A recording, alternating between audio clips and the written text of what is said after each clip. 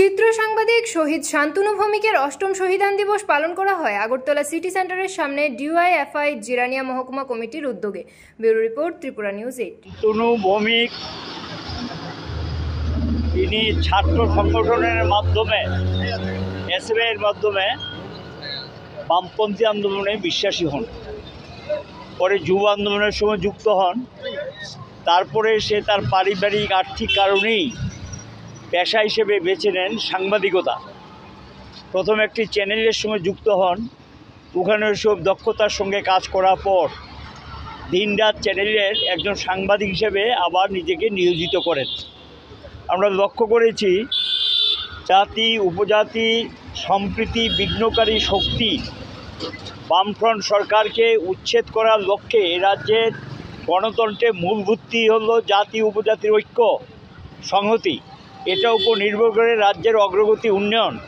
এই অগ্রগতি উন্নয়নের যারা শত্রু, এই সম্প্রীতির শত্রু, তারা একসময় চম্পকনগরে তারা রাস্তা রোকো আন্দোলন করেছিল আইপিএফটি, এবং এই রাস্তা রোকো আন্দোলন শেষ হওয়ার পর এরপরে জিরানিয়া মহকুমার বিস্তীর্ণ এলাকায় খুমলুঙে বহু ঘটনা তারা সংঘটিত করে, মান্দাইতে পার্টি অফিস দখল নেওয়ার চেষ্টা করে, এবং 2018 বিধানসভার ভোটে বামফ্রন্টের ক্ষমতার থেকে কীভাবে হটিয়ে দেওয়া যায় এই লক্ষ্য নিয়ে এই গণতন্ত্রের শত্রুরা তারা চরম আক্রমণ সংঘটিত করেন।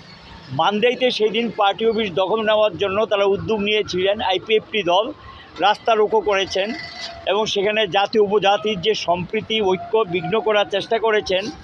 এই পরিস্থিতিতে সাংবাদিকতার কাজ করতে গিয়ে দিনরাত চ্যানেলের শান্তনু ভৌমিক এর আগেও সেই ঝুঁকি নিয়ে অনেক কাজ করেছেন। তাকে একবার আমি নিজেও বলেছিলাম যে চরম ঝুঁকি নিচ্ছ, ওই বড়মুড়াতে যে খবর সংগ্রহ করার জন্য রাস্তা রোকোর জন্য গিয়েছেন, কী করা যাবে? সাংবাদিকতার কাজটা তো জীবনে ঝুঁকি নিয়েই করতে হয়, তাদের কোনো পথ খোলা নেই, মানুষের কাছে খবর তারা পৌঁছে দিতে চায়।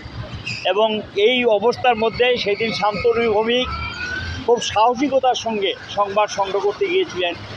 যারা এই সঠিক সংবাদটা মানুষের কাছে প্রকাশ পাবে, তাদের এই সমস্ত চেহারা, নগ্ন চেহারা মানুষের কাছে প্রকাশ পাবে আইপিএফটি দলের, তখন তারা গিয়ে সেখানে আমরা লক্ষ্য করলাম যে তাকে নৃশংসভাবে টেনে হেঁচড়ে নিয়ে খুন করা হয়। তার সমস্ত যে সংবাদের যে সমস্ত সেই ক্যামেরা থেকে নানা ধরনের যেসব ক্যামেরা, তারপর মোবাইল ইত্যাদি ছিনিয়ে নেওয়া হয়। পরে তার রক্তাক্ত দেহ পুলিশ উদ্ধার করে এবং হাসপাতালে নিয়ে আসার পর তাকে মৃত বলে ঘোষণা করে। এই নৃশংস হত্যাকাণ্ডে বামফ্রন্ট সরকার এসআইটি গঠন করেছিলেন, স্টেট ইনভেস্টিগেশন টিম। এসআইটি সেখানে গিয়ে তারা মোটামুটি যারা চিহ্নিত করে হয়েছে, ঠিক আছে সিবিআই দিয়েছেন, ভালো করেছেন, আরও ভালো ইনভেস্টিগেশন হোক, এত আপত্তি কিচ্ছু নেই।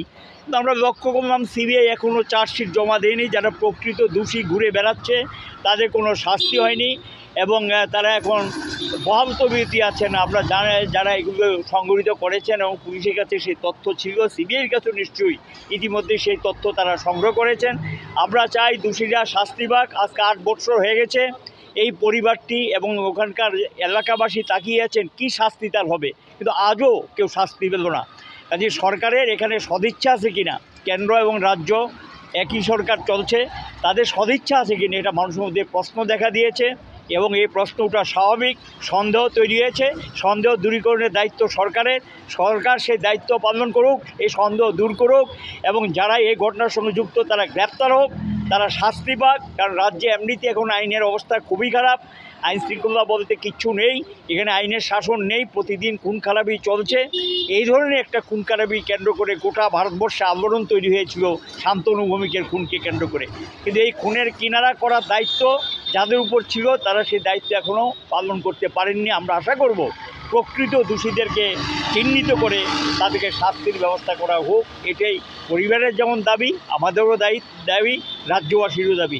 এবং কমরেড শান্তনু ভৌমিকের প্রতি সে জীবৎকালীন অবস্থায় যে দৃষ্টান্ত অল্প বয়সে রেখে গেছেন তা স্মরণাতীত।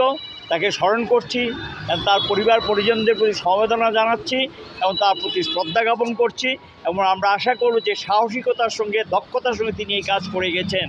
প্রকৃত তথ্য ধরার জন্য আমাদের সাংবাদিক বন্ধুরা আজও ভারতবর্ষে এই দায়িত্ব পালন করে সময়ে সময়ে সাংবাদিকতা করতে গিয়ে তারা আক্রান্ত হচ্ছেন।